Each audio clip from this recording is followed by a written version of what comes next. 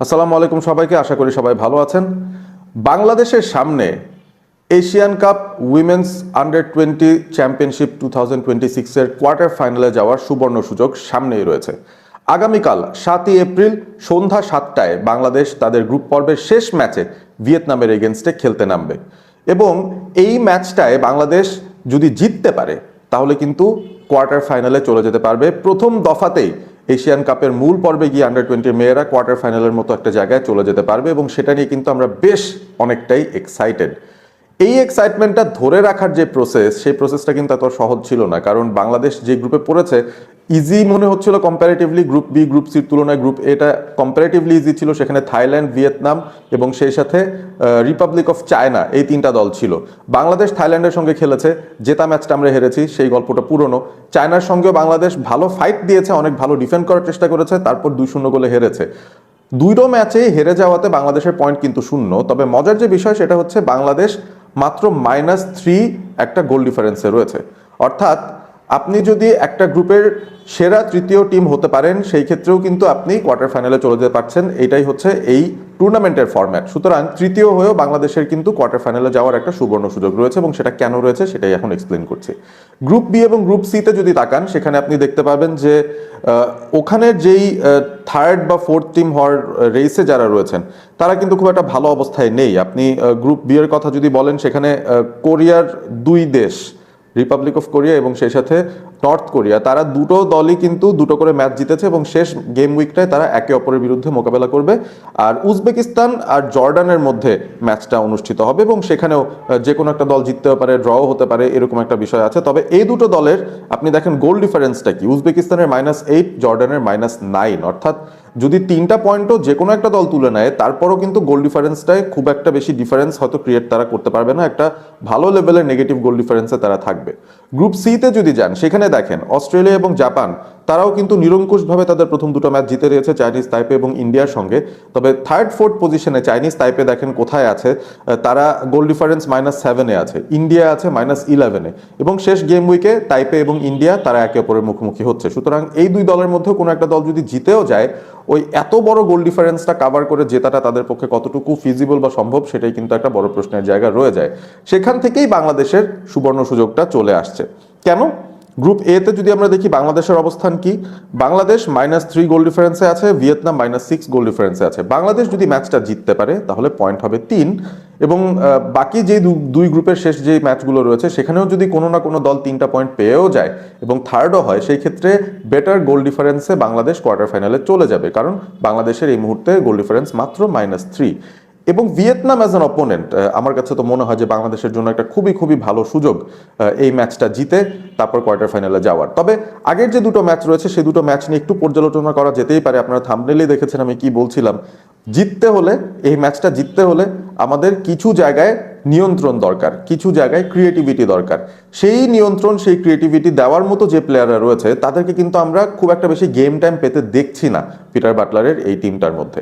আমরা যদি প্রথম ম্যাচটার কথা চিন্তা করি, সেখানে থাইল্যান্ডের এগেনস্টে স্বপ্না রানী তিনি শুরু করেছিলেন মিডফিল্ডে এবং আমার কাছে যতদূর মনে পড়ে পিটার বাটলারের খুবই পছন্দের একজন প্লেয়ার তিনি, কারণ তার মধ্যে ওই ক্রিয়েটিভ স্পার্কটা রয়েছে। ছোট স্পেস থেকে বল টার্ন করে নিয়ে বেরিয়ে যাওয়ার একটা অ্যাবিলিটি রয়েছে এবং সেই সাথে খুব কুইকলি প্রেস করে ওই একটা আক্রমণ ভেঙে দেওয়ার অ্যাবিলিটি রয়েছে। একজন প্রপার মিডফিল্ডারের, বক্স টু বক্স মিডফিল্ডারের যা যা প্রয়োজন সব কিছুই তার মধ্যে রয়েছে।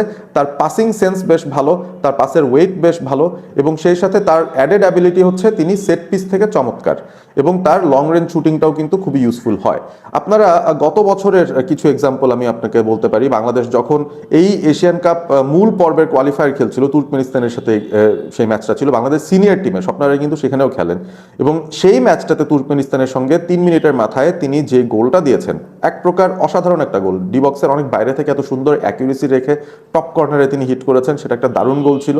এবং আমরা যদি সাফ আন্ডার 20 চ্যাম্পিয়নশিপসের কথায় যাই, যেটা বাংলাদেশ চ্যাম্পিয়ন হয়েছে আলটিমেটলি, শ্রীলঙ্কার এগেনস্টে দেখেন এই সেট পিসটা, এই ফ্রি কিকটা দেখেন, চমৎকার টেকনিক দেখিয়েছেন স্বপ্না এবং তার মধ্যে সেট পিস নেওয়ার অ্যাবিলিটি, ক্রস দেওয়ার অ্যাবিলিটি এবং লং রেঞ্জ শট নেওয়ার অ্যাবিলিটিও খুব ভালো। সেই সাথে আমি যেটা বলছিলাম, বাংলাদেশের সবচেয়ে গুরুত্বপূর্ণ যে বিষয়টা দরকার এই মুহূর্তে, যেটা আমরা অভাব বোধ করছি থাইল্যান্ড এবং চায়না ম্যাচে, দুটো ম্যাচে আমরা দেখেছি যে মিডফিল্ডে একটা ভালো কন্ট্রোল দরকার, অন দ্য বল সেন্সিবল ফুটবলটা খেলা দরকার। সেই জায়গায় আমরা মেয়েদেরকে অনেক বেশি তাড়াহুড়ো করতে দেখছি কিংবা একটু প্যানিক করতে দেখছি, বা তারা হ্যাবিচুয়েটেড না এই কাজটা করতে, কেন সেটাও একটু এক্সপ্লেন করা যেতে পারে। থাইল্যান্ডের এগেনস্টে ম্যাচে স্বপ্না রানী নেমেছিলেন, 26 মিনিট পর তাকে উঠিয়ে দেওয়া হয়েছে কোনো এক কারণে। আমার মনে হয় injury was not the reason. হতে পারে তার ইনিশিয়াল পারফরমেন্স দেখে পিটার বাটলার খুশি হচ্ছিলেন না, তিনি হয়তো একটু সেলফিশ বিহেভ করছিলেন বা একা একাই কিছু একটা করার চেষ্টা করছিলেন যেটা পিটার বাটলারের পছন্দ হয়নি, বা তার ইনস্ট্রাকশন ফলো করেননি স্বপ্না রানী, মোদ্দা কথা। সে কারণে হয়তো তাকে 26 মিনিটের মাথায় সাব করে দেওয়া হয়েছিল। চায়নার এগেনস্টে ম্যাচে তিনি বেঞ্চে ছিলেন, একটা মিনিটও তিনি সুযোগ পাননি মাঠে খেলার জন্য। তবে সেখানেও একটা নিশ্চয়ই ফ্যাক্টর রয়েছে। আপনি চায়নার এগেনস্টে বাংলাদেশের 11টা দেখেন, সেখানে 6-7 জন ডিফেন্ডারকে বাংলাদেশ স্টার্টিং 11-এ নামিয়েছিল, এবং ওই ডিফেন্সিভ প্লেয়ারদের বা ডিফেন্ডারদেরকেই বাংলাদেশ মিডফিল্ডেও কিন্তু খেলিয়েছে। বাংলাদেশের যেই মিডফিল্ডটা ছিল সেখানে একমাত্র আপনি শান্তি মার্দির কথা বলতে পারেন যিনি প্রপার মিডফিল্ডার, বাকি যে দুজন মিডফিল্ডে খেলেছেন দুজনই কিন্তু আসলে ডিফেন্ডার। আমাদের ক্যাপ্টেন অর্পিতা বিশ্বাস তিনি একজন ডিফেন্ডার, তাকে কিন্তু ডিফেন্সিভ মিডে খেলানো হয়েছে।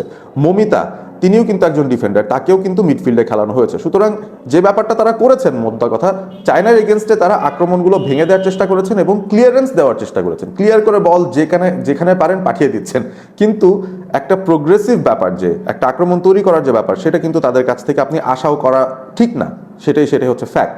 সো এই জায়গাটা আমার মনে হয় ভিয়েতনামের এগেনস্টে পিটার বাটলার তিনি নিশ্চয়ই তার অ্যাটাকিং মাইন্ডসেটের একটা বহিঃপ্রকাশ দেখানোর চেষ্টা ডেফিনেটলি করবেন, এবং এই তার অ্যাটাকটা সাজানোর জন্য বা গোছানোর জন্য বা এই অ্যাটাকটাকে ফ্রুটফুল বানানোর জন্য সবচেয়ে ইম্পর্টেন্ট কম্পোনেন্টটাই আমার কাছে মনে হয় স্বপ্না রানী।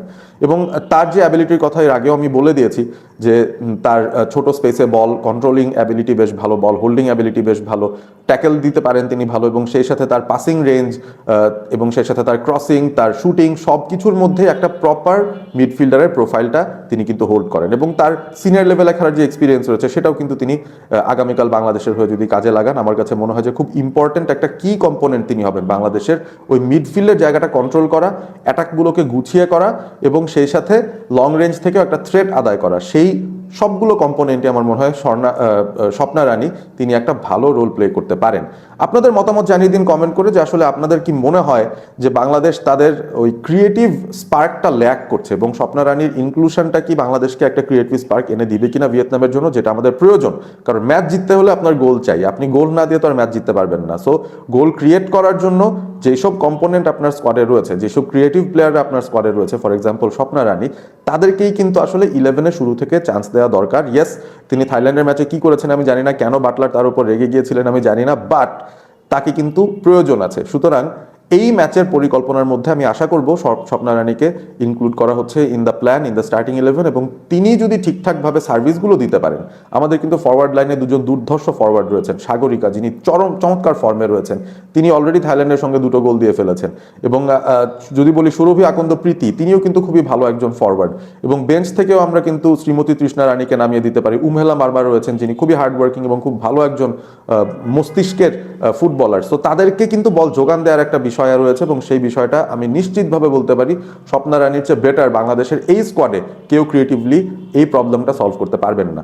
আশা করি তিনি স্টার্টটা পান, আশা করি বাংলাদেশ ম্যাচটা জেতে, এবং আমরা প্রথমবারের মতো এশিয়ান কাপের কোয়ালিফায়ার্সের পর মূল পর্বে গিয়ে সেটারও কোয়ার্টার ফাইনালে বা টপ 8 টিমের মধ্যে আমাদের জায়গাটা করে নিই। ভালো থাকবেন সবাই, সাবস্ক্রাইব করবেন অল স্পোর্ট এবিপি, এবং অবশ্যই সঙ্গে থাকবেন স্পোর্টস স্ট্রং হাউসের।